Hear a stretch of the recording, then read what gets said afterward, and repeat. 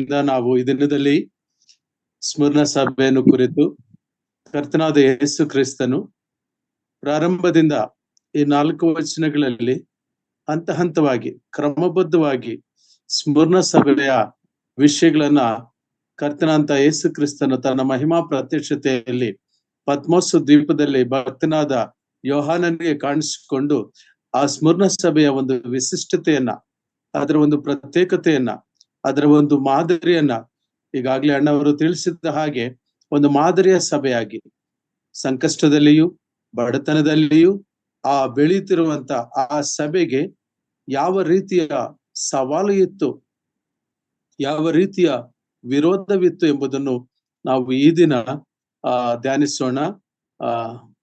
ಪ್ರಕಟಣೆ ಗ್ರಂಥ 2ನೇ ಅಧ್ಯಾಯ 9ನೇ ವಚನ ಈಗಾಗಲೇ ನಾವು ಓದಿಕೊಂಡಿದ್ದೆವು. ಅದರ ಮಧ್ಯಭಾಗದಿಂದ ನಾನು ಓದುತ್ತೇನೆ. ಇದಲ್ಲದೆ ತಮ್ಮನ್ನು ಯೆಹೂದ್ಯರೆಂದು ಹೇಳಿಕೊಳ್ಳುವವರು ನಿನ್ನ ವಿಷಯವಾಗಿ ದೂಷಿಸುವುದನ್ನು ಬಲ್ಲೆನು. ಅವರು ಯೆಹೂದ್ಯರಲ್ಲ, ಸೈತಾನನ ಸಮಾಜದವರಾಗಿದ್ದಾರೆ.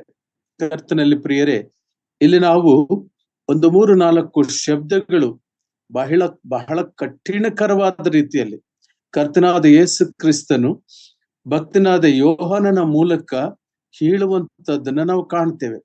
ಪ್ರಾಯಶಃ ಈ ಪದಗಳು ದೇವರಾತ್ಮನು ಇಲ್ಲಿ ಬರೆಸಲ್ಪಟ್ಟಿದ್ದು ಆ ತೀವ್ರತೆಯನ್ನ, ಅಲ್ಲಿರುವಂತ ಒಂದು ಸಂಕಟದ ಪರಾಕಾಷ್ಠತೆಯನ್ನ ಪ್ರತಿಬಿಂಬಿಸ್ತಕ್ಕಂತ ಪದಗಳು ಇವಾಗಿವೆ ಎಂಬುದನ್ನ ನಾವು ಯೋಚಿಸೋಣ, ಆಲೋಚನೆ ಮಾಡೋಣ.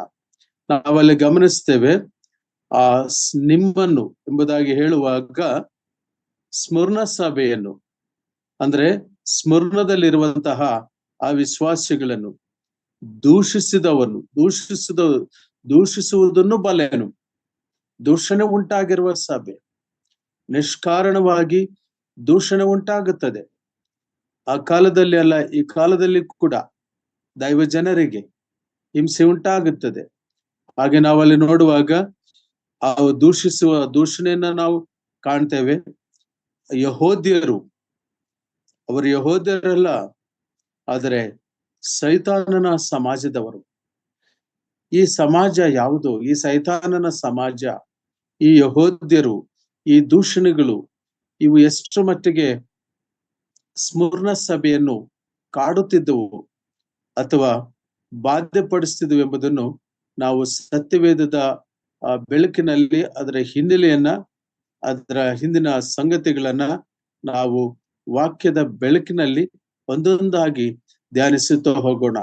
ಈ ಯೆಹೂದ್ಯರು ಮೊದಲಿಂದಲೂ ಕೂಡ ನಮ್ಮ ಕರ್ತನಾದ ಯೇಸು ಕ್ರಿಸ್ತನ ಮೇಲೆ ತಪ್ಪು ಹೊರಿಸೋದಕ್ಕೆ ಪ್ರಯತ್ನ ಮಾಡುವಂತವರಾಗಿದ್ದರು. ಕರ್ತನಾದ ಯೇಸು ಕ್ರಿಸ್ತನ ಸೇವೆಯನ್ನು ಪ್ರಶ್ನಿಸುವವರಾಗಿದ್ದರು. ಕರ್ತನಾದ ಯೇಸು ಕ್ರಿಸ್ತನ ದೈವತ್ವವನ್ನು ತಿರಸ್ಕರಿಸಿದಂತವರು. ಜುಡೇಯಿಸಂ ಎಂಬುದಾಗಿ ಹೇಳುವಾಗ ಅವರದೊಂದು ಮೊನೋಥಿಯಿಸಂ ಅಂದ್ರೆ ಏನು?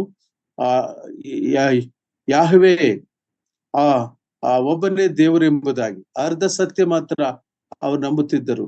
ದೇವರು ಒಬ್ಬನೇ, ದೇವರಿಗೂ ಮನುಷ್ಯರಿಗೂ ಮಧ್ಯವರ್ತಿ ಒಬ್ಬನೇ ಅನ್ನುವ ಆ ಮಧ್ಯವರ್ತಿತ್ವವನ್ನ, ಕರ್ತನಾದ ಯೇಸು ಕ್ರಿಸ್ತನ ದೈವತ್ವವನ್ನ ಒಪ್ಪದೇ ಇರತಕ್ಕಂತ ಒಂದು ಮತಾಂಧಕಾರಗಳು, ಆ ಒಂದು ಮತಾಂಧತೆ ಇರುವಂತವ್ರು, ಆ ಒಂದು ಫ್ಯಾಸಿಸ್ಟಿಕ್ ಆಟಿಟ್ಯೂಡ್ ಇರ್ತಕ್ಕಂಥ ಆ ಯೆಹೂದ ಜನರು ಎಷ್ಟು ಹಿಂಸೆ ಪಡಿಸುತ್ತಿದ್ದಾರೆ ಎಂಬುದಾಗಿ ನಾವು ನೋಡುವಾಗ, ಅದಕ್ಕಾಗಿಯೇ ಕರ್ತನಾದ ಯೇಸು ಕ್ರಿಸ್ತನು ಅವರನ್ನು ಆ ಗ್ರೀಕ್ ಭಾಷೆಯಲ್ಲಿ ನಾವು ನೋಡುವಾಗ ಸಿನಗಾಗ ಟೌ ಸಟಾನಾ ಅಂದರೆ ಸೈತಾನನ ಸಮಾಜದವರು.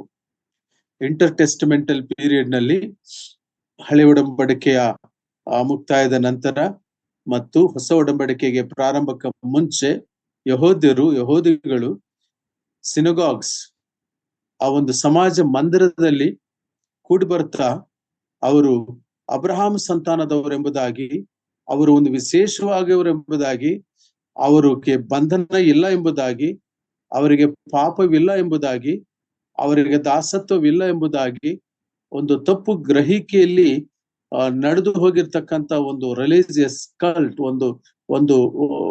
ಒಂದು ಹಾದಿಯಲ್ಲಿ ಹೋಗಿರುವಂತ ಆ ಯಹೂದ್ಯರನ್ನು ಕುರಿತು ನಾವೀಗ ಪ್ರಕಟಣೆ ಗ್ರಂಥ ಸ್ಮರಣ ಸಭೆಯನ್ನು ನಾವು ಗಮನಿಸಿ ನೋಡುವಾಗ ಈ ಯಹೂದ್ಯರಿಂದ ದೂಷಣೆಯು ಉಂಟಾಗ್ತಿತ್ತು ಪ್ರಿಯರೇ. ಅದಕ್ಕಾಗಿ ಕರ್ತನಾದ ಯೇಸು ಕ್ರಿಸ್ತನು ಆ ಸಭೆಯನ್ನ ಸಾಂತ್ವನ ಪಡಿಸುವಂತದ್ದು, ಆ ಸಭೆಗೆ ಧೈರ್ಯ ನೀಡುವಂತಹದ್ದು, ಆ ಸಭೆಗೆ ಆತನು ಆದರಣೆ ನೀಡುವಂತ ಪದಗಳು ಎಷ್ಟು ಚೆನ್ನಾಗಿವೆ ನೋಡಿರಿ. 10ನೇ ವಚನದಲ್ಲಿ ಕೂಡ ನಾನು ಸ್ವಲ್ಪ ಓದ್ತೇನೆ. ನಿನಗೆ ಸಂಭವಿಸುವುದಕ್ಕೆ ಇರುವ ಬಾಧೆಗಳಿಗೆ ಹೆದರಬೇಡ. ನೀವು ಸಂಭವಿಸುವ ಬಾಧೆಗಳು ಏನು ಬಂದರೂ ಕೂಡ ಹೆದರಬಾರದು. ಕರ್ತನಲ್ಲಿ ಪ್ರಿಯರೇ, ವಿಶ್ವಾಸ ಜೀವನ ಎಂಬುದಾಗಿ ಹೇಳುವಾಗ ನಮ್ಮ ಕರ್ತನಾದ ಯೇಸು ಕ್ರಿಸ್ತನು ನಮ್ಮನ್ನು ಎಲ್ಲಾ ಸಂದರ್ಭಗಳಲ್ಲಿ ಹಾದು ಹೋಗುವ ಹಾಗೆ ಮಾಡುವಂತಹ ದೇವರು.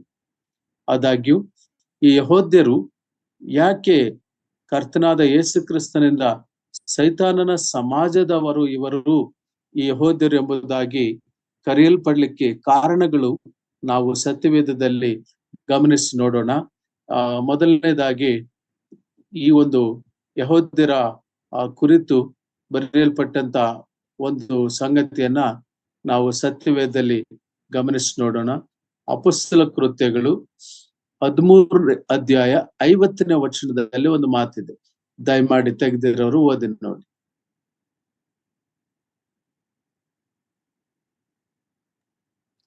ಅಪೊಸ್ತಲ ಕೃತ್ಯಗಳು 12ನೇ ಅಧ್ಯಾಯ 50ನೇ ವಚನ.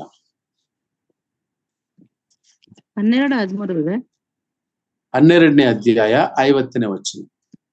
12ರಲ್ಲಿ 50 ಇಲ್ಲ. 13:50. ಆದರೆ ಯಹೂದ್ಯರು ತಮ್ಮ ಮತಕ್ಕೆ ಸೇರಿದ ಕುಲೀನ ಸ್ತ್ರೀಯರನ್ನು, ಊರಿನ ಪ್ರಮುಖರನ್ನು ಪ್ರೇರಿಸಿ ಪೌಲ ಬಾರ್ನಬರ ಮೇಲೆ ಹಿಂಸೆಯನ್ನು ಎಬ್ಬಿಸಿ ಅವರನ್ನು ತಮ್ಮ ಮೇರೆಯಿಂದ ಆಚೆಗೆ ಅಟ್ಟಿದರು. ನಾವು ಇಲ್ಲಿ ಗಮನಿಸಿ ನೋಡುವಾಗ ಯಹೂದ್ಯರ ಒಂದು ಹಿಂಸೆ ಎಷ್ಟು ಕೆಟ್ಟದಾಗಿತ್ತು ಎಂಬುದನ್ನು ನಾವು ಗಮನಿಸ್ತೇವೆ. ಯಹೂದ್ಯರು ತಮ್ಮ ಮತಕ್ಕೆ ಸೇರಿದ್ದ ಕುಲೀನ ಸ್ತ್ರೀಯರನ್ನು, ಊರಿನ ಪ್ರಮುಖರನ್ನು ಪ್ರೇರಿಸಿ ಅವರನ್ನ ಪ್ರೇರೇಪಿಸುವಂತವರಾಗಿದ್ದರು. ಯಾರ ವಿರುದ್ಧ? ಪೌಲ ಬಾರ್ನಬರ ಮೇಲೆ ಹಿಂಸೆಯನ್ನು ಎಬ್ಬಿಸಿ ಅವರನ್ನು ಅವರ ಮೇರೆಯಿಂದ, ಅವರ ಒಂದು ಸ್ಥಳದಿಂದ ಆಚೆಗೆ ನೂಕುವಂತವರಾಗಿದ್ದರು. ಕರ್ತನಲ್ಲಿ ಪ್ರಿಯರೇ, ಯಹೂದ್ಯರು ಕರ್ತನಾದ ಯೇಸು ಕ್ರಿಸ್ತನ ಶುಭವಾರ್ತೆಯನ್ನ ಸಾರುವಂತ ಪೌಲ ಬಾರ್ನಬರವರನ್ನ ವಿರೋಧಿಸುವ ಒಂದು ರೀತಿ ಇಲ್ಲಿ ನಾವು ಕಾಣ್ತೇವೆ. ಅವರು ಹೇಗೆ ಎಂಬುದಾಗಿ ನೋಡುವಾಗ, ಕುಲೀನರಾದ ಸ್ತ್ರೀಯರನ್ನು, ಕೆಲವರಿಯಾದ ಸ್ತ್ರೀಯರನ್ನು ಮತ್ತು ಕೆಲವರನ್ನ, ಅಧಿಪತಿಗಳನ್ನ ಒಂದು ಗುಂಪನ್ನಾಗಿ ಮಾಡಿಕೊಂಡು ಅವರ ಮೇಲೆ ದಾಳಿ ಮಾಡ್ತಾ ಇದ್ರು. ಇದು ಶತ್ರುವಿನ ಒಂದು ತಂತ್ರ. ಇವರು ಸತ್ಯವನ್ನ ವಿರೋಧಿಸುವಂತ ರೀತಿಯಲ್ಲಿ ಹೇಗೆ ಸಾಗುತ್ತಿದ್ದರು ಎಂಬುದನ್ನು. ಎರಡನೇ ರೀತಿಯಲ್ಲಿ ನೋಡುವಾಗ, ಅನ್ಯ ಜನರ ಮನಸ್ಸನ್ನು ಕೂಡ ಈ ಯಹೂದ್ಯರು ರೇಗಿಸುತ್ತಿದ್ದರು. ಯಹೂದ್ಯರಲ್ಲಿ ಕೆಲವರು ಭಕ್ತರಾದ ಸ್ತ್ರೀಯರನ್ನು ಮತ್ತು ಯಹೂದ್ಯರಲ್ಲಿ ಕೆಲವರು ನಂಬದೇ ಇರುವಂತವರನ್ನು, ಕೆಲವರು ಊರಿನ ಪ್ರಮುಖರನ್ನು, ಅವರೆಲ್ಲರನ್ನ ಒಗ್ಗೂಡಿಸಿಕೊಂಡು ಪೌಲ ಬಾರ್ನಬರವರನ್ನ ಹಿಂಸೆ ಪಡಿಸ್ತಾ ಇದ್ದರು. ಯಾವ ತಪ್ಪು ಮಾಡಿದ್ದಾರೆ ಅವರು? ಅವರು ಸಾರುವ ಸುವಾರ್ತೆ ಏನಾಗಿತ್ತು? ಕರ್ತನಾದ ಯೇಸು ಕ್ರಿಸ್ತನು ಎಲ್ಲ ಮಾನವರ ಪಾಪ ಪರಿಹಾರಕ್ಕಾಗಿ ಕಲ್ವಾರಿ ಕ್ರೂಸ್ನಲ್ಲಿ ಯಜ್ಞವಾದ ಆತನು ಶಾಸ್ತ್ರಗಳಲ್ಲಿ ಹೇಳಿರೋ ಪ್ರಕಾರವೇ ಆತನ ಈ ಲೋಕಕ್ಕೆ ಬಂದವನೆಂಬುದಾಗಿರುವಂತ ಸತ್ಯವನ್ನು ಹೇಳುತ್ತಿರುವಾಗ ವಿರೋಧಿಸಿ ಆ ರೀತಿಯಾಗಿ ಉಪಟಳ ನೀಡಿದಂಥವರು. ಹೀಗೆ ಯಹೂದ್ಯರು ಇನ್ನೂ ಯಾವ ರೀತಿಯ ಶ್ರಮೆಯನ್ನ ನೀಡುವರಾಗಿದ್ದರು ಸ್ಮರಣ ಸಭೆಗೂ ಮತ್ತು ಅಪೊಸ್ತಲರಿಗೂ ಅನ್ನುವುದನ್ನ ನಾವು ಮತ್ತೊಂದು ವಚನದಲ್ಲಿ ನೋಡೋಣ. ಅಪೊಸ್ತಲ ಕೃತ್ಯಗಳು, ಅದೇ ಅಪೊಸ್ತಲ ಕೃತ್ಯಗಳು 14ನೇ ಅಧ್ಯಾಯ 25ನೇ ವಚನದಲ್ಲಿ ನಾವು ಕಾಣುತ್ತೇವೆ. 14ನೇ ಅಧ್ಯಾಯ 25ನೇ ವಚನ. ಅದಕ್ಕೆ ಸೇರಿರುವ ಪೆರ್ಗೆಯಲ್ಲಿ ಕರ್ತನ ವಾಕ್ಯವನ್ನು ಹೇಳಿದ ಮೇಲೆ ಅತಾಲ್ಯಕ್ಕೆ ಇಳಿದು ಅಲ್ಲಿಂದ ಸಮುದ್ರ ಪ್ರಯಾಣವಾಗಿ ಅಂತಿಯೋಕ್ಯಕ್ಕೆ ಮುಟ್ಟಿದರು.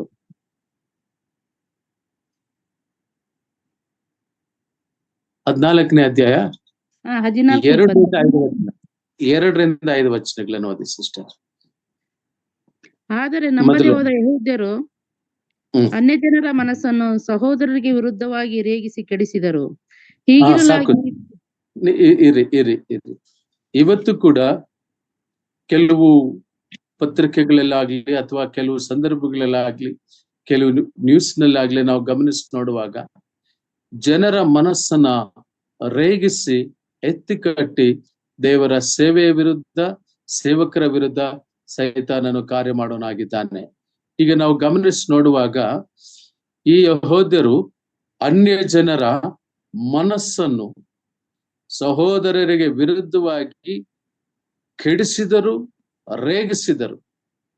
ಅವ್ರನ್ನ ರೇಗಿಸುವುದು, ಅವ್ರನ್ನ ಕೆಡಿಸುವುದು, ಆ ಅನ್ಯ ಜನರು ಮುಗ್ಧರು, ಏನೂ ತಿಳುವಳಿಕೆ ಇಲ್ದಂಥವ್ರನ್ನು ಅವರನ್ನ ಹೀಗೆ ಯೆಹೂದ್ಯರು ರೇಗಿಸುತ್ತಿದ್ದರು, ಕೆಡಿಸುತ್ತಿದ್ದರು ಮತ್ತು ಅವರ ಸಹೋದರರ ವಿರುದ್ಧವಾಗಿ ಈ ರೀತಿಯಾಗಿ ಮಾಡ್ತಿದ್ರು.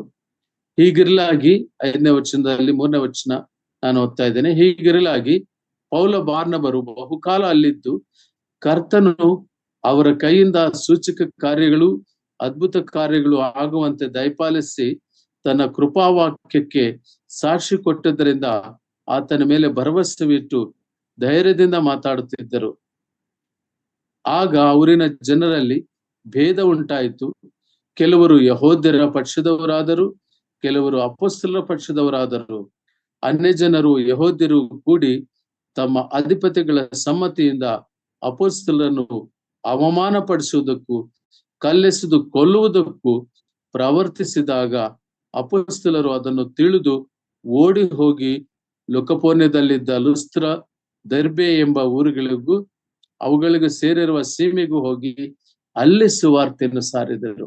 ಪ್ರಿಯರೇ, ಯಾಕೆ ನಮ್ಮ ಕರ್ತನಾದ ಯೇಸು ಕ್ರಿಸ್ತನು ಈ ಯೆಹೂದ್ಯರನ್ನು ಸೈತಾನನ ಸಮಾಜದವರು ಎಂಬುದಾಗಿ ಕರೆಯುತ್ತಿದ್ದಾನೆಂಬುದಾಗಿ ಹೇಳುವಾಗ, ಸಭಾ ಕಾಲದಲ್ಲಿ, ಸಭೆಯು ವೃದ್ಧಿಯಾಗುವ ಕಾಲದಲ್ಲಿ, ಆದಿ ಸಭೆಯಲ್ಲಿ ಅನೇಕರು ಕರ್ತನಾದ ಯೇಸು ಕ್ರಿಸ್ತನನ್ನ ರಕ್ಷಕನನ್ನಾಗಿ ಅಂಗೀಕಾರ ಮಾಡಿಕೊಂಡು ಒಗ್ಗಟ್ಟಾಗಿ ಜೀವಿಸುವ ಸಂದರ್ಭದಲ್ಲಿ ಈ ಯೆಹೂದ್ಯರು ಸುವಾರ್ತೆಗೆ ವಿರುದ್ಧ ಅನ್ಯ ಜನರನ್ನು, ಅವರ ಮನಸ್ಸನ್ನು ರೇಗಿಸುತ್ತಿದ್ದರು, ಕೆಡಿಸುತ್ತಿದ್ದರು, ಸಹೋದರರನ್ನ ಅವಮಾನ ಪಡಿಸುತ್ತಿದ್ದರು ಮತ್ತು ಕಲ್ಲೆಸೆದು ಕೊಲ್ಲುವ ಪ್ರಯತ್ನವನ್ನು ಮಾಡುತ್ತಿದ್ದರು.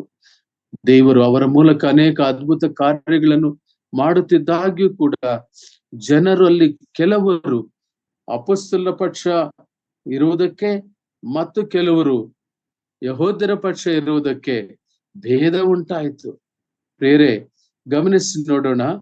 ದೇವರ ಕಾರ್ಯ ನಡೆಯುವಾಗ ಸೈತಾನನು ಕೂಡ ವಿಜೃಂಭಣೆಯಿಂದ ಹೇಗೆ ಕಾರ್ಯ ನಡೆಸುತ್ತಾನೆಂಬುದನ್ನು ಆದಿ ಕಾಲದಲ್ಲಿ, ಆದಿ ಸಭೆಯ ಪ್ರಾರಂಭದ ಕಾಲದಲ್ಲಿ ಸ್ಮುರ್ನ ಸಭೆಗೆ ಈ ರೀತಿಯ ಒಂದು ವಿಚಿತ್ರವಾದಂತಹ ಒಂದು ದೂಷಣೆ ಮತ್ತು ಹಿಂಸೆ ಆ ಒಂದು ಸಭೆಗೆ ಉಂಟಾಗಿತ್ತು. ಅದಕ್ಕೆ ಕರ್ತನಾದಂತ ಯೇಸು ಕ್ರಿಸ್ತನು ಹೆದರಬೇಡಿರಿ, ಭಯ ಪಡಬೇಡಿರಿ, ಯಾಕಂದ್ರೆ ಅವರು ಯೆಹೂದ್ಯರಲ್ಲ, ಅವರು ಸೈತಾನನ ಸಮಾಜದವರು. They belong to Satan. It is the satanic work, satanic strategy. ದೇವರ ಕಾರ್ಯದ ವಿರುದ್ಧ, ಸುವಾರ್ತೆಯ ವಿರುದ್ಧ ಸೈತಾನನು ತನಗಿರುವ ಸಮಯ ಕೊಂಚವೇ ಎಂದು ತಿಳಿದು ಆ ಕಾಲದಲ್ಲಿಯೂ ಕೂಡ ಪ್ರಯತ್ನ ಮಾಡುವಂತವನಾಗಿದ್ದಾನೆ. ಪ್ರಿಯರೇ, ಯೆಹೂದ್ಯರ ಮೂಲಕವಾಗಿ ನಾವು ಇನ್ನು ಹಾಗೆ ಮುಂದುವರಿಯುತ್ತಾ ಅಪೊಸ್ತಲರ ಕೃತ್ಯಗಳು 17ನೇ ಅಧ್ಯಾಯ 1ರಿಂದ 5 ವಚನಗಳು.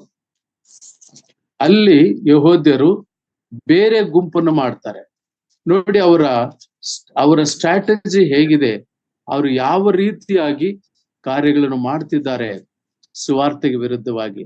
ಅದಕ್ಕಾಗಿಯೇ ಸ್ವಾಮಿ ಅವರನ್ನು ಯೆಹೂದ್ಯರಲ್ಲ, ಅವರು ಸೈತಾನನ ಸಮಾಜದವರು. ಅವರು ದೇ ಬಿಲಾಂಗ್ ಟು ಸ್ಯಾಟನ್. ಸೈತಾನನು ಉಗ್ರವಾಗಿ ಅವನು ವ್ಯಾಘ್ರದಂತೆ ಕಾರ್ಯ ಮಾಡುತ್ತಿದ್ದನ್ನ ನೆನಪಿಗೆ ತಂದಿರುವಂತಹದ್ದು ನಾವಿಲ್ಲಿ ಕಾಣಿಸ್ತೇವೆ ಪ್ರೇರೆ. ಅದಕ್ಕಾಗಿ ನಾವು ಎಫೆಸ ಪತ್ರಿಕೆಯಲ್ಲಿ ಅಪೊಸ್ತಲನಾದ ಪೌಲನು ಹೇಳಿದ ಹಾಗೆ ನಾವು ಸೈತಾನನ ತಂತ್ರೋಪಾಯಗಳನ್ನ ಅರಿಯದೇ ಇರುವಂತವರಾಗಿರಬಾರದು.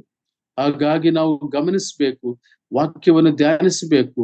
ವಾಕ್ಯದಲ್ಲಿ ದೇವರ ಶಕ್ತಿಯನ್ನು, ಪವಿತ್ರಾತ್ಮನ ನಡೆಸುವಿಕೆಯನ್ನು, ದೇವರ ಪುನರುತ್ಥಾನ ಶಕ್ತಿಯನ್ನು ಮತ್ತು ಹಾಗೆಯೇ ಸೈತಾನನ ತಂತ್ರೋಪಾಯಗಳ ಒಂದು ಅರಿಕೆಯನ್ನ ಕೂಡ ನಾವು ವಾಕ್ಯವನ್ನು ಧ್ಯಾನಿಸ್ತಾ ಕೆಲವೊಮ್ಮೆ ತಿಳಿದುಕೊಂಡಿರಬೇಕು. ಇನ್ನೊಂದು ಅಸ್ತ್ರವನ್ನ ಆ ಸೈತಾನನ ಸಮಾಜದವರು, ಆ ಯಹೂದ್ಯರು ಹೇಗೆ ಮಾಡ್ತಿದ್ದಾರೆ ಎಂಬುದನ್ನು ನೋಡುವಾಗ, ಪೋಖರಿಗಳನ್ನು ಸೇರಿಸಿಕೊಂಡು ಗದ್ದಲ ಎಬ್ಬಿಸುವುದು ಸುಮ್ಮನೆ. ದಯಮಾಡಿ ನೋಡ್ರಿ, ಅಪೊಸ್ತಲ ಕೃತ್ಯ 17ನೇ ಅಧ್ಯಾಯ 1-5 ವಚನಗಳು. ಮುಂದೆ ಅವರು ಮಾರ್ಗ ಹಿಡಿದು ಅಂಪಿಪೊಲಿ, ಅಪೊಲೋನ್ ಎಂಬ ಊರುಗಳನ್ನು ದಾಟಿ ಥೆಸಲೋನಿಕಕ್ಕೆ ಬಂದರು. ಅಲ್ಲಿ ಯೆಹೂದ್ಯರದೊಂದು ಸಭಾಮಂದಿರವಿತ್ತು. ಯೆಹೂದ್ಯರ ಸಭಾಮಂದಿರವಿತ್ತು. ಓದಿ ಸಿಸ್ಟರ್, ಚೆನ್ನಾಗಿ ಓದ್ತಾ ಇದ್ರಿ, ಓದಿ.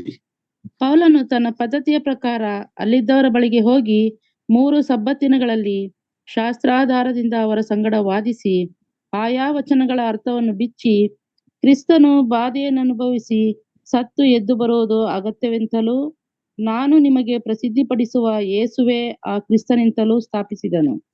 ಅವರಲ್ಲಿ ಕೆಲವರು ದೇವಭಕ್ತರಾದ ಗ್ರೀಕರಲ್ಲಿ ದೊಡ್ಡ ಗುಂಪು, ಪ್ರಮುಖ ಸ್ತ್ರೀಯರಲ್ಲಿ ಅನೇಕರು ಒಡಂಬಟ್ಟು ಪೌಲ ಸೀಲರನ್ನು ಸೇರಿಕೊಂಡರು. ಯಹೂದ್ಯರು ಹೊಟ್ಟೆ ಕಿಚ್ಚುಪಟ್ಟು ಪೇಟೆಯಲ್ಲಿ ತಿರುಗಾಡುವ. ಒಂದು ನಿಮಿಷ ಸಿಸ್ಟರ್. ದೇವರ ಕಾರ್ಯ ಎಷ್ಟು ಘನವಾಗಿ ನಡೆಯಿತು. ಹೇಗೆ ಪೌಲ ಸೀಲರು, ಈಗ ಬಾರ್ನಬ ಜೊತೆಯಲ್ಲಿ ಇದ್ದದ್ದು ಹೋಗಿ ಪೌಲ ಸೀಲರು ಸುವಾರ್ತೆಯನ್ನು ಸಾರ್ತಾ ಇರುವಂತದ್ದು ನಾವಿಲ್ಲಿ ಕಾಣ್ತೇವೆ. 3ನೇ ವಚನದಲ್ಲಿ ನೋಡುವಾಗ, ಕರ್ತನ ಅಂತ ಯೇಸು ಕ್ರಿಸ್ತನ ಒಂದು ಶ್ರಮೆಯನ್ನು ನೆನಪು ಮಾಡಿಕೊಂಡು ಸುವಾರ್ತೆಯನ್ನು ಸಾರ್ತಾನೆ ಅಪೊಸ್ತಲನಾದ ಪೌಲನು. ಕ್ರಿಸ್ತನು ಬಾಧೆಯನ್ನು ಅನುಭವಿಸಿ ಸತ್ತು ಎದ್ದು ಬರುವುದು ಅಗತ್ಯವೆಂತಲೂ, ನಾನು ನಿಮಗೆ ಪ್ರಸಿದ್ಧಿಪಡಿಸುವ ಯೇಸುವೇ ಆ ಕ್ರಿಸ್ತನೆಂತಲೂ ಸ್ಥಾಪಿಸಿದನು. ಈ ಕನ್ಫರ್ಮ್ಡ್ ದ ಟ್ರೂತ್. ಅದರಲ್ಲಿ ಕೆಲವರು ದೇವಭಕ್ತರಾದ ಗ್ರೀಕರಲ್ಲಿ ದೊಡ್ಡ ಗುಂಪು, ಪ್ರಮುಖ ಸ್ತ್ರೀಯರಲ್ಲಿ ಅನೇಕರು ಒಡಂಬಟ್ಟರು. They agreed, they accepted. ಅವರು ಒಡಂಬಟ್ಟರು, ಅವರು ಒಪ್ಪಿಕೊಂಡರು. ಪೌಲ ಸೀಲ ಅವರನ್ನ ಸೇರಿಕೊಂಡರು, ಅವರ ಗುಂಪನ್ನು ಸೇರಿಕೊಂಡರು, ಅವರ ಜೊತೆಗೆ ಕೂಡಿದರು. ಕರ್ತನಲ್ಲಿ ಪ್ರಿಯರೇ, ವಾಟ್ ಎ ಗ್ರೇಟ್ ಥಿಂಗ್. ಅಪೊಸ್ತಲನಾದ ಪೌಲನು, he is called as the Iron Man of New Testament. ಆತ ಸುವಾರ್ತೆಯನ್ನು ಸಾರಿ ಆ ಗ್ರೀಕರಲ್ಲಿ ಕೆಲವರನ್ನ, ಆ ಸ್ತ್ರೀಯರಲ್ಲಿ ಕೆಲವರು ಕ್ರಿಸ್ತನ ಮಾರ್ಗಕ್ಕೆ ಬಂದರು. ಇವತ್ತು ನಾವು ಸುವಾರ್ತೆಯನ್ನು ಸಾರುವಾಗ ಅವರನ್ನ ಅರ್ಥೈಸಿಕೊಂಡು ಅವ್ರಿಗೆ ಸುವಾರ್ತೆಯನ್ನು ಸಾರುವಂತರಾಗಬೇಕು. ಒಂದು ಕಾಲಘಟ್ಟ ಇತ್ತು, ಸುವಾರ್ತೆಯನ್ನು ಬಹಿರಂಗವಾಗಿ ಸಾರುವಂತದ್ದಿತ್ತು. ಆದರೆ ಈ ಕಾಲಘಟ್ಟದಲ್ಲಿ ಪರ್ಸನಲ್ ಎವ್ಯಾಂಜಲಿಸಮ್, ವ್ಯಕ್ತಿಗತವಾಗಿ ನಮ್ಮ ಜೀವನವೇ ಸುವಾರ್ತೆ ಆಗಬೇಕು. Evangelism should become the life style of a believer. ನಮ್ಮ ಜೀವನ ವಿಧಾನ, ನಮ್ಮ ಬದುಕಿನ ವಿಧಾನ, ನಾವು ನಿರ್ಣಯಗಳು ತೆಗೆದುಕೊಳ್ಳುವ ವಿಧಾನ, ನಾವು ಮಾತನಾಡುವ ಪದ್ಧತಿ, ನಮ್ಮ ಒಂದು ಏನು ಪದಗಳ, ನಮ್ಮ ಮಾತುಗಳ ಒಂದು ಬಳಕೆ, ಇವೆಲ್ಲದರಲ್ಲೂ ಕೂಡ ಜನರು ಕರ್ತನಾದ ಯೇಸು ಕ್ರಿಸ್ತನ ಪ್ರತ್ಯಕ್ಷತೆಯು ಇವರಲ್ಲಿ ಇದೆಯೋ, ಇವರು ನಿಜಕ್ಕೂ ದೇವರ ಮಕ್ಕಳೋ ಅಥವಾ ನಿಜಕ್ಕೂ ಇವರು ದೇವರನ್ನು ನಂಬಿದವರೋ ಎಂಬುದಾಗಿ ಗ್ರಹಿಸಿಕೊಳ್ಳುವಂತವ್ರು ಇರ್ತಾರೆ. ಪ್ರಿಯರೇ, ಗ್ರೀಕರು ಜ್ಞಾನಿಗಳು, ಅವರು ಜ್ಞಾನವನ್ನು ಹುಡುಕುವಂತವರಾಗಿದ್ದರು. ಅದನ್ನೇ ಅಪೊಸ್ತಲನಾದ ಪೌಲ ಕೊರಿಂಥದವರು ಬರೆದ 1ನೇ ಪತ್ರಿಕೆ 2ನೇ ಅಧ್ಯಾಯದಲ್ಲಿ ಹೇಳ್ತಾರೆ, ಗ್ರೀಕರು ಜ್ಞಾನವನ್ನು ಕೇಳ್ತಾರೆ, ಯೆಹೂದ್ಯರು ಸೂಚಕ ಕ್ರಿಯೆಗಳನ್ನು ಕೇಳ್ತಾರೆ. ನಾವಾದರೂ ಸಿಲುಬೆಗೆ ಹಾಕಲ್ಪಟ್ಟಂತ ಯೇಸು ಕ್ರಿಸ್ತನನ್ನ ಪ್ರಕಟಪಡಿಸುತ್ತೇವೆ ಎಂಬುದಾಗಿ ಹೇಳ್ತಾನೆ. ಈ ಜ್ಞಾನಿಗಳನ್ನ ಸಮ್ಮತಿಸುವುದು, ಒಡಂಬಡಿಸುವುದು ಬಹಳ ಕಷ್ಟಕರವಾದಂತಹ ಕಾರ್ಯ. ಕರ್ತನಲ್ಲಿ ಪ್ರಿಯರೇ, ದೇವರಾತ್ಮನ ಶಕ್ತಿಯಿಂದಲೂ ಪರಿಶುದ್ಧಾತ್ಮನ ಶಕ್ತಿಯಿಂದಲೂ ಪೌಲ ಸೀಲರು ಸುವಾರ್ತೆಯನ್ನು ಸಾರಿದಾಗ ಅನೇಕರು ಗ್ರೀಕರು, ಕೆಲವರು ಸ್ತ್ರೀಯರು ಮತ್ತು ಕೆಲವರು ಗ್ರೀಕರು ದೇವರ ಬಳಿಗೆ ಬಂದರು. ಆಗ ಬಂದಿದ್ದು ನೋಡಿ ಹೊಟ್ಟೆ ಕಿಚ್ಚು.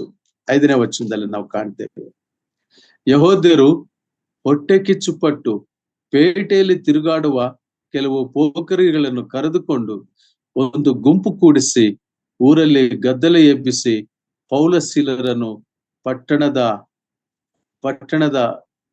ಸಭೆಗೆ ಎದುರಿಗೆ ತರಬೇಕೆಂದು ಅವರನ್ನು ಹುಡುಕುತ್ತಾ ಯಾಸೋನನ ಮನೆಯ ಮೇಲೆ ಬಿದ್ದರು.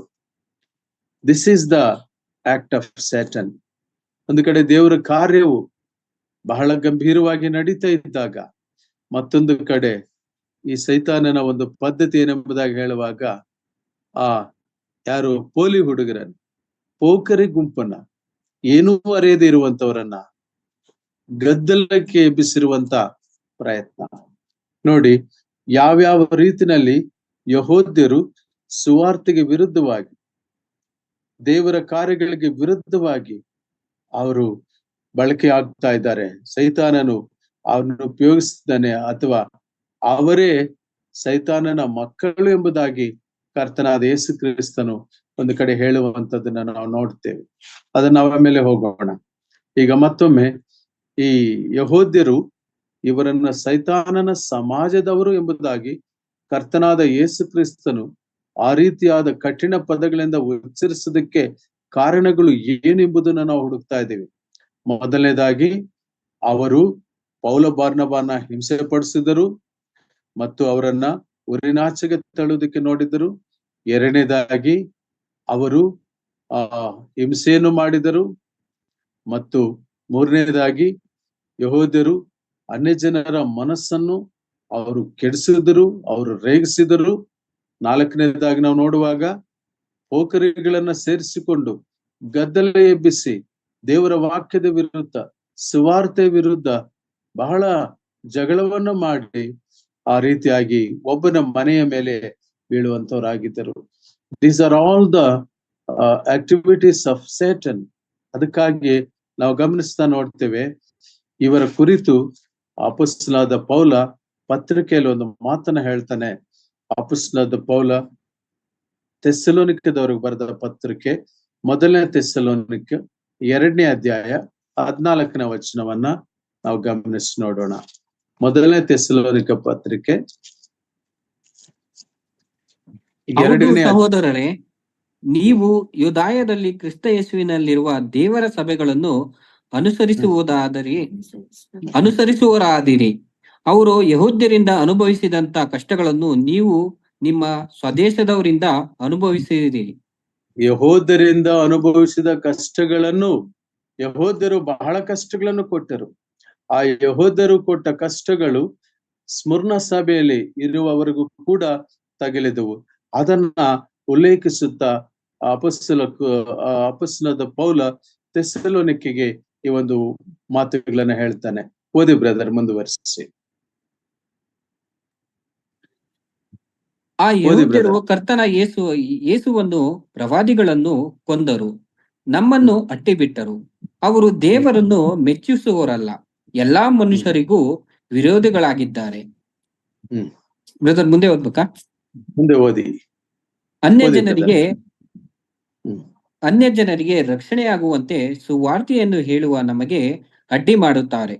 ಹೀಗೆ ತಮ್ಮ ಪಾಪ ಕೃತ್ಯಗಳನ್ನು ಎಲ್ಲಾ ಕಾಲಗಳಲ್ಲಿಯೂ ಪರಿಪೂರ್ಣ ಮಾಡುವುದಕ್ಕೆ ಹೋಗುತ್ತಾರೆ. ಆದರೆ ದೇವರ ಕೋಪವು ಅವರ ಮೇಲೆ ಸಂಪೂರ್ಣವಾಗುತ್ತಾ ಬಂತು. ಸಾಕು ಬ್ರದರ್, ಥ್ಯಾಂಕ್ ಯು. ಅವರು ದೇವರಿಗೆ ವಿರೋಧಿಗಳು, ಮನುಷ್ಯರಿಗೆ ವಿರೋಧಿಗಳು ಮತ್ತು ಎಲ್ಲಾ ಜನರಿಗೂ ವಿರೋಧಿಗಳು. ಅಷ್ಟು ಮಾತ್ರವಲ್ಲ, ಅವರು ಸುವಾರ್ತೆಗೆ ಅಡ್ಡಿ ಮಾಡುವವರು, ಕರ್ತನಾದ ಯೇಸು ಕ್ರಿಸ್ತನನ್ನು ಮತ್ತು ಪ್ರವಾದಿಗಳನ್ನು ಕೊಂದವರು. ಪ್ರಿಯರೇ, ಇದು ಬಹಳ ಭಯಂಕರವಾದಂತ ಒಂದು ಕಾಲಘಟ್ಟ.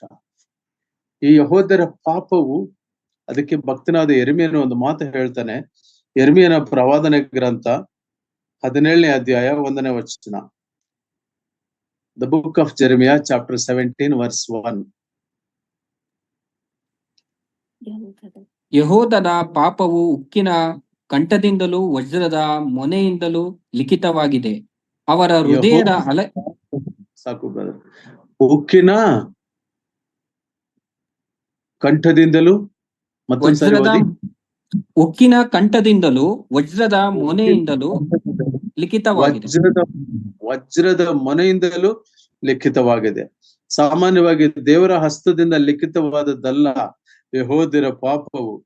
ಒಂದು ಸಂದರ್ಭದಲ್ಲಿ ದಾನಿಯೇಲ ಗ್ರಂಥದಲ್ಲಿ ದೇವರ ಹಸ್ತವು ಬಂದು ಅಲ್ಲಿ ಆ ಅರಸನ ಒಂದು ವಿರುದ್ಧವಾಗಿ ಮೆನೆ ಟೆಕೆಲ್ ಉಫಾರ್ಸೀನ್, ಅಂದರೆ ರಾಜ್ಯವು ನಿನ್ನಿಂದ ತೆಗೆದು ಬೇರೆಯವರಿಗೆ ನೀಡಲ್ಪಡ್ತದೆ ಎಂಬುದಾಗಿರುವಂತ ಆ ಕೈ ಬರಹವನ್ನು ನೋಡಿದೆವು. ಆದರೆ ಆ ರೀತಿಯಾಗಿ ಅಲ್ಲ, ಉಕ್ಕಿನ ಕಂಠದಿಂದಲೂ, ಅಂದ್ರೆ ಪವರ್ಫುಲ್ ರೈಟಿಂಗ್ಸ್, ಮತ್ತು ವಜ್ರದ ಮೊನೆಯಿಂದಲೂ, ವಜ್ರ ಬಹಳ ಕಠಿಣವಾದದ್ದು, ಅದರ ಮೊನೆಯಿಂದ ಬರೆಯಲ್ಪಟ್ಟಿದೆ ಯೆಹೂದ ಪಾಪವು. ಕರ್ತನಲ್ಲಿ ಪ್ರಿಯರೇ, ಯೆಹೂದ್ಯರ ಪಾಪವು ಅಷ್ಟು ಭಯಂಕರವಾದದ್ದು, ಅಷ್ಟು ಭಯಾನಕವಾದದ್ದು. ಅದಕ್ಕೆ ಕರ್ತನಾದ ಯೇಸು ಸ್ವಾಮಿ ಕೂಡ ಸುವಾರ್ತೆಗಳಲ್ಲಿ ಮಾತನ್ನ ಹೇಳ್ತಾರೆ. ನಾವೊಂದು ಸರ್ವ ಸತ್ಯವನ್ನು ಧ್ಯಾನಿಸುವಾಗ ನಾವು ಅನೇಕ ಗ್ರಂಥಗಳಲ್ಲಿ ಇರುವಂತಹದ್ದನ್ನ ಧ್ಯಾನಿಸ್ತಾ, ಧರ್ಮಶಾಸ್ತ್ರದಲ್ಲಿ, ಪ್ರವಾದಿಗಳ ಗ್ರಂಥದಲ್ಲಿ, ಸುವಾರ್ತೆಗಳಲ್ಲಿ, ಪತ್ರಿಕೆಗಳಲ್ಲಿ ಇರುವಂತಹದ್ದನ್ನ ಕ್ರೋಢೀಕರಿಸಿಕೊಂಡು ಒಂದು ಸತ್ಯವನ್ನು ಸ್ಥಾಪನೆ ಮಾಡಿ ಆ ಸರ್ವ ಸತ್ಯಕ್ಕೆ ಸಭೆಯ ಕೂಟವನ್ನ ನಡೆಸುತ್ತಾ ಒಂದು ಸತ್ಯವನ್ನ ತಿಳಿಸುತ್ತಾ ಹೋಗ್ಬೇಕಾಗಿದೆ. ಹಾಗಾಗಿ ಕರ್ತನಲ್ಲಿ ಪ್ರಿಯರೇ, ಇಂಗ್ಲಿಷ್ ನಲ್ಲಿ ಒಂದು ಮಾತು ಹೇಳ್ತಾರೆ, ಏನೆಂಬುದಾಗಿ ಹೇಳುವಾಗ, untruth comes in the form of truth to make the truth untruth. ಪ್ರಾಯಶಃ ನಾನು ನಿಮಗೆ ಗಲಿಬಿಲಿ ಮಾಡ್ತಿದ್ದೀನೇನೋ, ಕನ್ನಡದಲ್ಲಿ ಹೇಳ್ತೀನಿ. ಅಸತ್ಯವು ಅರ್ಧ ಸತ್ಯದ ರೂಪದಲ್ಲಿ ಬಂದು ಸತ್ಯವನ್ನು ಅಸತ್ಯ ಮಾಡುವಂತ ಪ್ರಯತ್ನವನ್ನು ಮಾಡುತ್ತದೆ. ಅದಕ್ಕೆ ಕರ್ತನಾದ ಯೇಸು ಸ್ವಾಮಿ ಹೇಳಿದ್ದು, ಆ ಅರ್ಧ ಸತ್ಯ ಹೇಳುವ, ಸುಳ್ಳು ಹೇಳುವ ಸೈತಾನನ ಒಂದು ಪದ್ಧತಿ, ಅದು ಅವನ ವಿಧಾನ. ದಯಮಾಡಿ ನೋಡ್ರಿ, ನಾವು ಅದನ್ನ ಗಮನಿಸಿ ನೋಡ್ತೇವೆ. ಯೋಹಾನ್ ಸುವಾರ್ತ 8ನೇ ಅಧ್ಯಾಯ 43 ಮತ್ತು 44 ವಚನಗಳಲ್ಲಿ.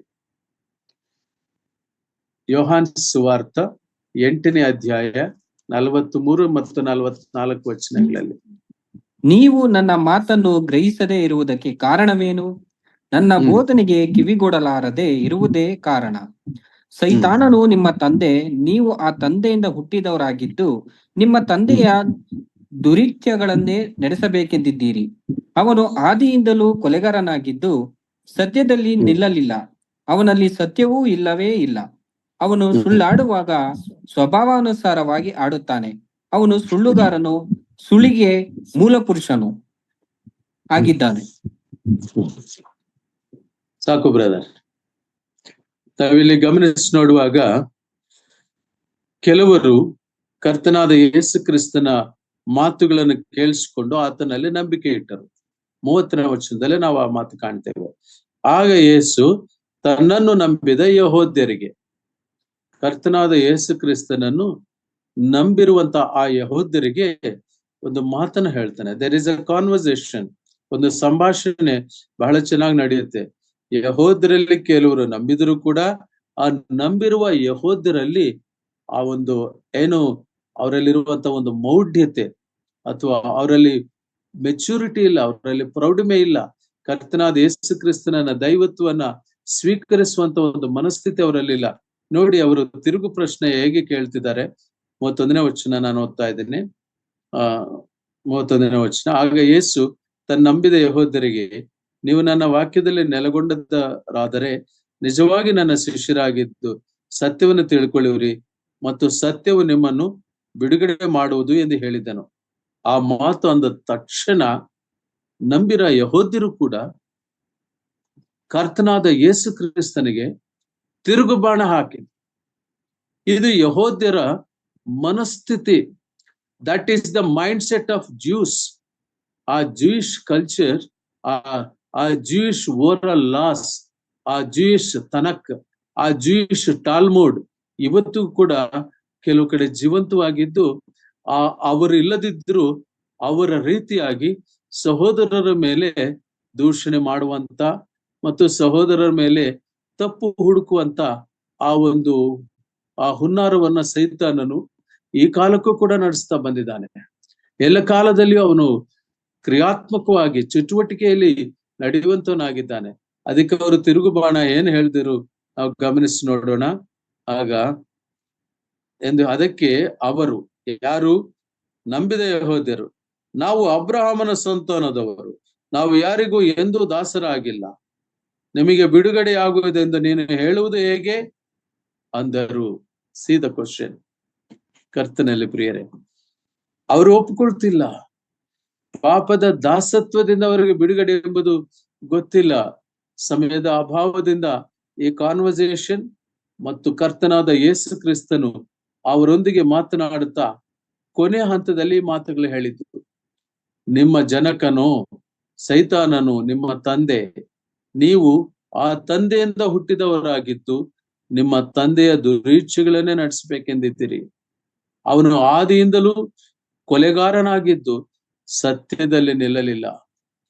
ಇವತ್ತಿಗೂ ಸತ್ಯದಲ್ಲಿ ನಿಲ್ಲುತ್ತಿಲ್ಲ. ಕೆಲವರು ಮತಾಭಿಮಾನಿಗಳು, religious people, religious fanaticism, that is the greatest enemy today, that is the greatest terrorism today.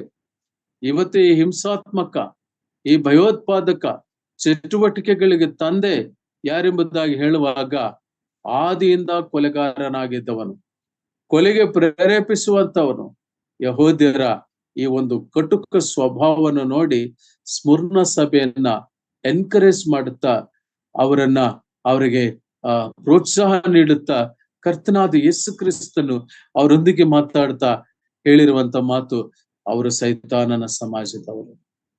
A very wonderful, typical, correct, accurate ಅಂದಾಜಿನಲ್ಲಿ, ಆ ಅಸೆಸ್ಮೆಂಟ್ ನಲ್ಲಿ ಕರ್ತನಾದ ಯೇಸು ಕ್ರಿಸ್ತನು ಈ ಯೆಹೂದ್ಯರನ್ನು ಆ ರೀತಿಯಾಗಿ ಅಡ್ರೆಸ್ ಮಾಡಿ ಹೇಳಿರುವುದನ್ನು ನಾವು ಸ್ಮರಣ ಸಭೆಯಲ್ಲಿಯೂ ಮತ್ತು ಫಿಲದೆಲ್ಫಿಯಾ ಸಭೆಯಲ್ಲೂ ಹಾಗೆ ಹೇಳಿದ್ದನ್ನ ನಾವು ಕಾಣ್ತೇವೆ. ಸೈತಾನನ ಸಮಾಜ ಎಷ್ಟು ಭಯಂಕರವಾದಿದೆ ಪ್ರಿಯರೇ. ಅವರ ತಿಳುವಳಿಕೆ, ಅವರ ಮೈಂಡ್ ಸೆಟ್ ಅಷ್ಟೇ ಲಿಮಿಟೆಡ್ ಆಗಿದೆ.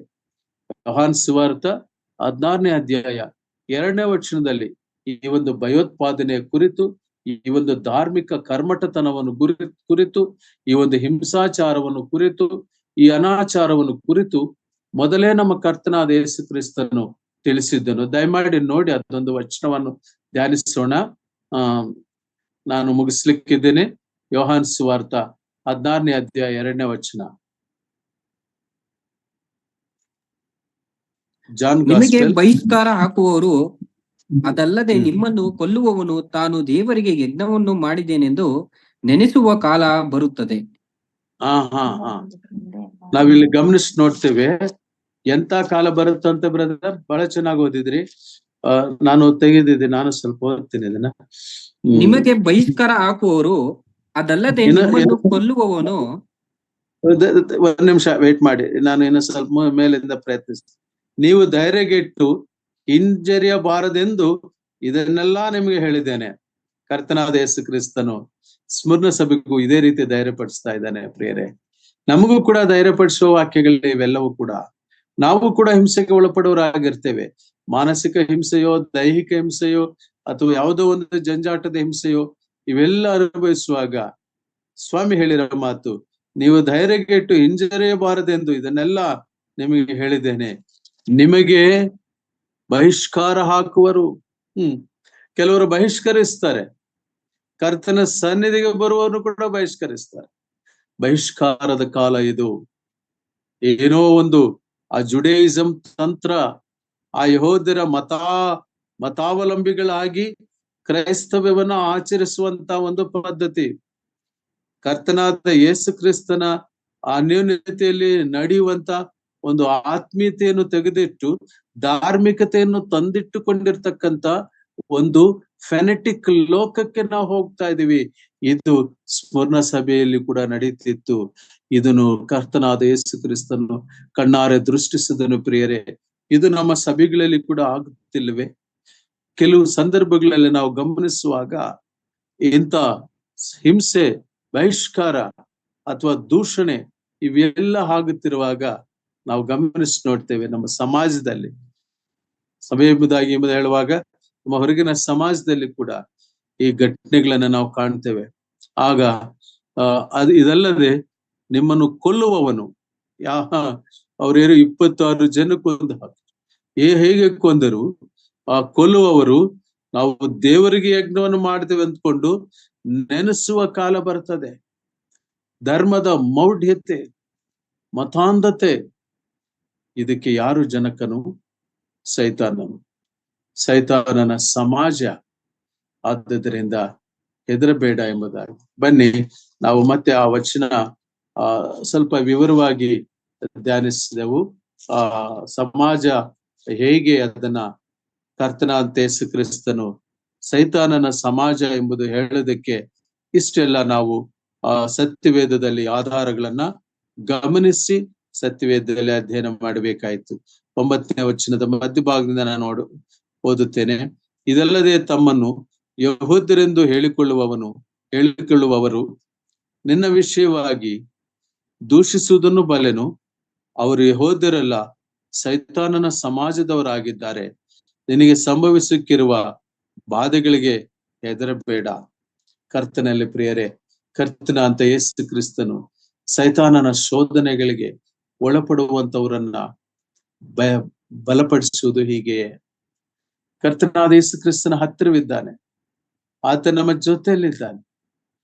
ನಮಗೆ ಸೈತಾನನ ಶೋಧನೆಗಳು ಬರುವಾಗ ಕರ್ತನಲ್ಲಿ ಪ್ರಿಯರೇ, ಆತ ನಮಗೆ ದೂರ ಇಲ್ಲ. ಆ ಸಂದರ್ಭದಲ್ಲಿ ನಮ್ಮ ಮನಸ್ಸಿಗೆ ಒಂದು ಯೋಚನೆ, ದೇವರು ಒಬ್ಬ ಇದ್ದಾನೆ, ಕರ್ತನಾದ ಯೇಸು ಕ್ರಿಸ್ತನು ನಮ್ಮ ಜೊತೆಯಲ್ಲಿದ್ದಾನೆ, ಆತ ನಮ್ಮ ಸಂಗಡ ಇದ್ದಾನೆ. ಈ ಶೋಧನೆಯಿಂದ ಆತ ನಮ್ಮನ್ನು ತಪ್ಪಿಸಬಲ್ಲನು, ಈ ಶೋಧನೆಯಿಂದ ನಮಗೆ ಬಿಡುಗಡೆ ನೀಡಬಲ್ಲನು.